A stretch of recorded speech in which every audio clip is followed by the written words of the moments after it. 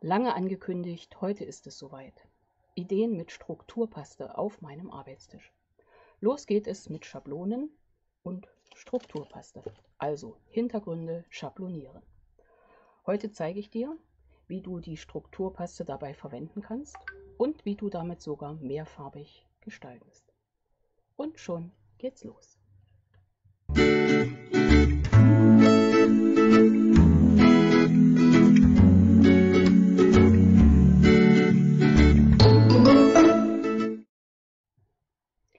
Hallo und herzlich willkommen in meiner Kreativwerkstatt. Schön, dass du dabei bist. Ich bin Angela von der Stempelfamilie. Es ist wieder soweit. 5 Demos, 5 Ideen. Kreativität verbindet. In unserem heutigen Videohop von Stempelfamilie und Friends zeigen wir euch insgesamt 5 Ideen mit Stempeltechniken. Wir, das sind Annalena, Irmtraut, Karin, Merle und ich. Die Ideen der anderen kreativen Mädels findet ihr am Ende meines Videos. Und in der Beschreibung unter dem Video habe ich für euch die Playlist mit allen einzelnen Beiträgen aufgeführt. Dann könnt ihr sie euch im Anschluss einfach der Reihe nach anschauen. Strukturpaste habe ich letztens schon mal so ein bisschen gezeigt, was wir hier experimentiert haben in meinem kleinen Experimentierclub, der gerade wieder vor Ort einmal im Monat stattfindet. Hier habe ich schon mal eine Karte, sogar mehrfarbig mit der Strukturpaste gearbeitet. Nochmal, hier wird gespachtelt mit dem Hintergrund. Hier wird mit Standsteilen verschieden experimentiert. Du weißt ja, ich mag das, um zu experimentieren. Und hier nochmal mit einem Stanzform eine Struktur aus Papier gebracht und das Ganze miteinander kombiniert. Ja, da ich gern experimentiere, weißt du ja. Deswegen geht es auch gleich los. Ich zeige schon mal gleich die Anwendung von dieser Strukturpaste mehrfarbig und gebe noch so ein paar kleine Hinweise, die ich gemerkt habe, die man unbedingt beachten sollte oder was Sinn macht. Ich habe mir hier so eine Prospekthülle geholt und ein Blatt reingelegt, damit ich sehe, was ich tue. Das ist mein Untergrund, da kann ich ganz gut drauf arbeiten, habe mir zugeschnitten. Da nehme ich meistens, wenn ich noch nicht so genau weiß, wie es weitergestaltet wird, 9,5 mal 13,8 cm. Ein Stück Farbkarton in Grundweiß, auf den kann man das auch wunderbar arbeiten. Schablonen gibt es im Jahreskatalog Neu Künstlerischer Mix. Vielleicht hast du auch noch welche aus den anderen Jahren. Und damit geht das los. Und wenn man das mehrfarbig gestalten will, womit wir ja auch gleich anfangen, dann arbeite ich mit den Nachfüllern. Habe mir letztens, weil ich bei einem Insta-Hop, mal nicht die Hops durcheinander bringen, bei einem Insta-Hop mitgemacht habe, das war eine Farb-Challenge. Da gab es die Vorgabe, du musst in Orchideenlila, grüner Apfel und Marineblau arbeiten. Da ist diese Karte entstanden, übrigens in der Baby Vibe Technik. Die wird heute in unserem Hop auch gezeigt, neben ganz anderer Technik. Also es lohnt sich wirklich, die tollen Sachen der Mädels anzuschauen. Ja, und ich dachte mir, die Farben nehme ich einfach nochmal. Die Nachfüller stelle ich mir auf den Tisch. Die Strukturpaste habe ich hier im Becher, die ist fast alle. Wichtig ist meine Empfehlung, doppelt und dreifach verpacken oder in ein luftdichtes extra Gefäß rein. Ich hatte mehrere Tüten. Gut zuschrauben, die Platte, die aus Metall, also die Folie, die drauf ist, unbedingt drauf lassen. Es trocknet relativ schnell wieder ein. Also ich würde sie immer dann, wenn ich sie aufgemacht habe, weiß nicht, ein paar Wochen und dann würde ich sie einfach verarbeiten. Die Spachtel gibt es auch im Katalog. Sonst nimmst du einen handelsüblichen Spachtel oder was du sonst zum Spachteln dir gut vorstellen kannst. Und hier daneben, nur einmal kurz halte ich den Eimer des Tages ins Bild, da hast du ihn gesehen. Steht ein Eimer mit warmem Wasser, ein bisschen Putzmittel drin, ein Schwammtuch. Ein Handtuch habe ich hier auch noch, falls ich hier rumplansche, falls irgendwas umkippt. Weißt du ja, großen Stress auf dem Arbeitstisch. Wir gucken mal. Warum habe ich das hier stehen? Als wir das ausprobiert haben, bin ich wirklich immer ganz schnell zwischendurch in die Küche geflitzt und habe geputzt und mit viel Wasser alles sauber gemacht, weil die Strukturpaste relativ schnell auf den Schablonen antrocknet und dann hat man wirklich eifrig zu schrubbeln, dass man das wieder abkriegt. Und wir wollen sie ja mehrfach verwenden. Also Empfehlung, gleich das Wasser beim Arbeitstisch. So, jetzt geht's los. Ich habe das vor ein paar Wochen gemacht. Ich vergesse ja vieles schnell. Mal schauen, ob ich noch alles weiß. Ich lege hier mein Papier als Unterlage hin, den grundweißen Farbkarton, eine Schablone obendrauf. Ich habe mich jetzt für diese entschieden. Da bin ich noch am Überlegen, ob ich das schief oder gerade mache. Wichtig ist nur, dass alles gut hält. Könnte man jetzt mit Klebestreifen fixieren. Ich entscheide mich einfach, dass ich das Papier, auf das ich arbeite, auf der Rückseite einmal mit so einem kleinen Klebestreifen fixiere und dann hier gerade drauf setze, so auf die linke Seite. Gerade ist immer schön. Genau. Und meine Schablone dann eben nicht mehr verrücke, dass die gut liegt. Könnte ich jetzt noch mal oben mit Streifen fixieren. Jetzt habe ich keinen Klebestreifen hier, wie das immer so ist. Denkt noch drüber nach und dann denkt sie, brauchst du nicht. Ja, das ist immer dasselbe. Dann müssen wir also diesen hier nehmen. Das ist jetzt so. Jetzt setze ich die Schablone einigermaßen gerade auf. Habe das gut gewischt, nehme dann hier meine Strukturpaste aus meiner Packung und auch da schraube ich das zwischendurch immer wieder zu. Das saß eben noch ordentlich drauf, aber was soll. Erstmal vielleicht nicht so viel. Trage ich hier drüben lege ich das hin, also lege es da an. Schön zu. Wir werden jetzt also zügig arbeiten. Denkt nicht drüber nach, dass ich vielleicht im Stress wäre, sondern das ist einfach nur, damit ich hier nicht zu viel also Verschleiß habe, sagen wir es mal so. Und jetzt nehme ich das hier und mische hier wunderbar meine Farbe an und schon habe ich meine matt, wie heißt sie genau, Moment, Seidenglanz, jetzt war schon wieder das Wort weg. Kann das hier mischen, kann das auch so ein bisschen strukturiert lassen, also ein bisschen meliert heißt das richtige Wort. Und trage das hier auf und verteile das wirklich auf meiner Schablone. Du siehst, ich könnte jetzt überlegen, wo ich welche Farbe wie ansetze.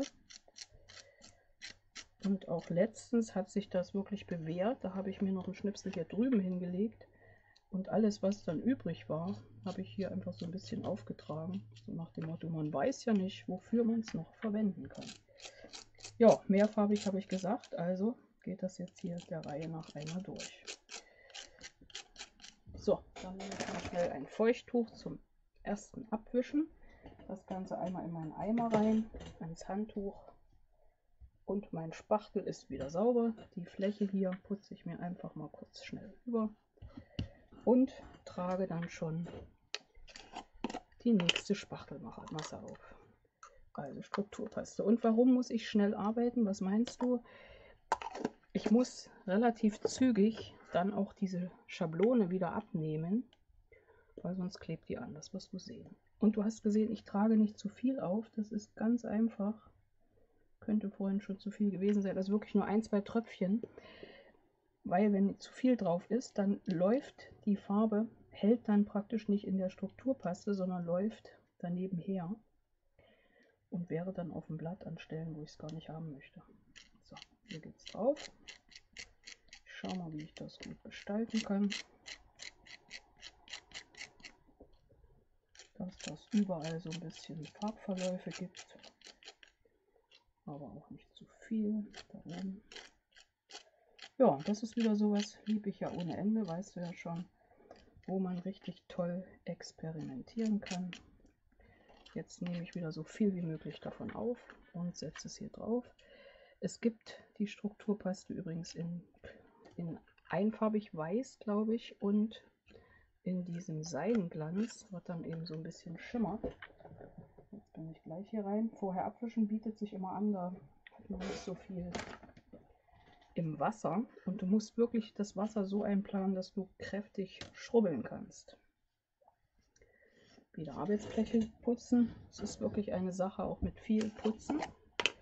Schauen, dass der Spachtel ganz sauber ist, nicht, dass ich mir hier Farbe reinhole. Und eine Farbe habe ich noch, das ist das kräftige Blau. So viel brauche ich nicht. Ja, zuschrauben. Wenn ihr den Luxus habt, einen Handlanger zu haben, der sich jetzt hinstellt und für euch das alles putzt, seid ihr gut. Ich habe gerade keinen. Alle, die ich fragte, waren der Meinung, ich mache einen Spaß, als ich nach dem Handlanger fragte. Glaubst du es? Braucht man nicht, kriegen wir so hin. So, jetzt bin ich schon beim Marineblau angekommen. Das mischen wir natürlich auch besonders schön. Ich bin nachher gespannt, ob ich mit zu viel Farbe gearbeitet habe. Ich ahne Schreckliches. Wir gucken mal. Ich finde diese Mischung von dem Orchideenlila, richtig? Ja. Und dem Marineblau schon echt kultig. So, und jetzt gehe ich einmal hier drüber und schaue, wo noch Lücken sind oder wo die Spachtelmasse übersteht, nach oben absteht irgendwie. Dann spachtel ich mir hier mal meinen Zettel noch ein bisschen voll. Wer weiß, was das hinterher wird. Vielleicht wird es auch gar nichts, man weiß das nicht. Aber wir haben so das Gefühl, wir hätten es nicht umkommen lassen. Lass nichts umkommen. So, da liegt das. Über ein Feuchttuch hier nochmal. Und schnell putzen. Und jetzt habe ich den Spachtel sauber und gehe noch einmal, nicht in das Blatt, ach Mensch, Matzerei, hier rüber und schaue, dass nicht zu viel hoch steht, weil das gibt dann so ungleichmäßige Hügel. So, noch was, das geht nochmal hier auf meine Unterlage. Ja, das wird dann ein buntes, heftiges Grün. Bin mal gespannt, was das hier wird. Lass dich überraschen. So, liegt da hinten. Nochmal abputzen. Jetzt ist wirklich so wenig wie möglich umgekommen. Also Abfall. Und jetzt saubere Hände und die Schablone vorsichtig, wirklich vorsichtig einmal abziehen. Jetzt geht sie erstmal komplett ab. Und jetzt ziehe ich hier ganz langsam. Es ist schon ziemlich lang, aber es hat noch funktioniert. Ich mache meinen Klebestreifen oben und unten ab. Werfe das hier schon mal gleich in den Eimer, schaue, dass es runter ist und hoffe, dass sich der erste Matsch von selber löst. Und der Rest dann später, wenn ich da noch Zeit zum Rubbeln habe. So, jetzt schauen wir uns das mal an, nach dem Motto aus Angelas Fehlern lernen. Das räumen wir beiseite, treten nachher nicht rein. Und hier ist mein bunter Hintergrund. Ja, das hätte natürlich noch mehr bunt farbiger ineinander übergehen können. Ich glaube, wenn es ganz trocken ist, sieht man auch schön den Unterschied von dem Orchideenlila und dem Marineblau. Aber ich finde es schon ziemlich witzig. Hier oben hat sich die Schablone etwas schlecht abgezogen. Das ging dann erst hier unten richtig super.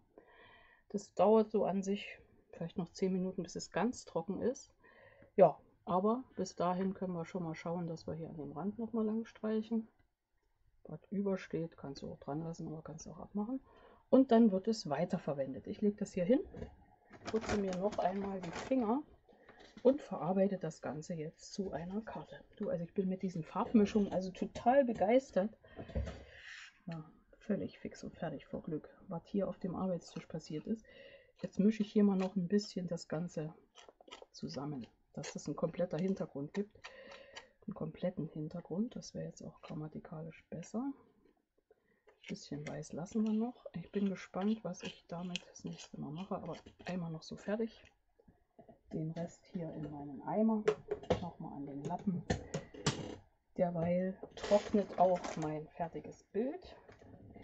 Dieses hier war ja so ein bisschen die Vorlage. Hier siehst du, hier war zu viel Farbe in der Strukturpaste. Da also ein bisschen sparsamer, die färbt ja wirklich intensiv, dass die Farbe nicht ins Blatt läuft. Das ist dann hier fast gar nicht passiert, aber wie gesagt, da oben hat jetzt was geklebt. So, jetzt muss ich was aufheben. Und jetzt habe ich mir überlegt, ich schaue mal, was am besten passt. Hier ist nochmal eine Kante. So, dann habe ich einen weißen Kartenrohren liegen. Als Auflage hätte ich einmal Marineblau. Da lege ich das jetzt mal vorsichtig drauf. Finde ich schon sehr schick. Schon in der näheren Auswahl. Dann hätte ich hier dieses Orchideenlila. Da ist meine Meinung doch mehr beim Marineblau. Oder dieses Grün, das gibt dem Ganzen jetzt natürlich einen viel helleren. Aber ich bleibe beim Marineblau. Und setze das Ganze aufeinander. Ich habe da mal vorbereitet, einfach so, weil ich dachte, es wäre schön, wenn wir es fertig kriegen. Hier letztens hatte ich das schon mal gezeigt, wie man so ein Fischelchen macht. Hier so eine Quaste, heißt es Quaste, ich glaube. Das wäre also zur Ausgestaltung hier natürlich auch noch mal drauf. Ich könnte das Ganze auch quer gestalten, werde ich hier auch machen. Also klebe ich zuallererst meine Mattung auf. Die Karte ist im fertigen Maß 14,85 mal 10,5. Die Mattung ist dann, ich bin immer bei 5 mm, 14,35, wenn wir auf Ganze gehen, mal 10 cm. Und die Auflage hatten wir ja vorhin schon gesagt, da hatte ich zugeschnitten in 9,5 mal 13,85 cm. Hier klebe ich es mal hier drauf, weil das vielleicht noch nicht ganz trocken ist. Ich das aber jetzt hier fertig arbeiten möchte. Also klebe ich das schon mal hier drauf. Diese Ecke setze ich hier unten links hin, habe ich gerade beschlossen. Schaue nochmal, dass ich das mit guter Mattung überall hinbekomme. Drücke minimal fest. Das ist schick, oder? Also die Farben finde ich auch sehr schön. So, dann hätte ich mir meinen Herzenspost hier überlegt und das werde ich wahrscheinlich wirklich hier drüben hinsetzen. Bekommt aber noch eine Unterlage, glaube ich. Ja, da denke ich noch ein bisschen drüber nach bei der Gestaltung, sehe ich gerade, weil du siehst ja, es hebt sich noch nicht so richtig ab. Aber wenn man jetzt so ranguckt, ist natürlich schicki ohne Ende. Und dann setzen wir hier unten noch ein Groß drauf. So ist der Plan. Okay, vielleicht das Püschelchen noch. Ich lasse das noch einen Moment austrocknen. Ich das hier überhaupt schon draufgeschmissen habe. Okay. So, schaue, wie ich das fertig gestalte. Wahrscheinlich wirst du außen am Anfang des Videos dann schon sehen, wie meine Karte fertig aussieht. Das ist mein Muster von vorher. Ja, und alles andere, was du hier so siehst, wird wahrscheinlich im Laufe der nächsten Wochen zu sehen sein. Auch was damit passiert, zeige ich bestimmt noch. Falls dich diese Karte interessiert, schreib mir das einfach. Also zeigen tue ich gerne. Es ist im Moment einfach nur eine Frage der Zeit. Aber früher oder später kommt das. Okay, ich hoffe, dir hat meine Idee gefallen. Nun schau unbedingt zu den Projekten der Mädels von unserem Videohop. 5 Demos, 5 Ideen. Es lohnt sich unbedingt hier weiterzuschauen. Und ansonsten siehst du bei mir ganz viele Anleitungen, Ideen und Tipps. Also bleib dran, bis demnächst in einem meiner nächsten Videos oder bei den Mädels.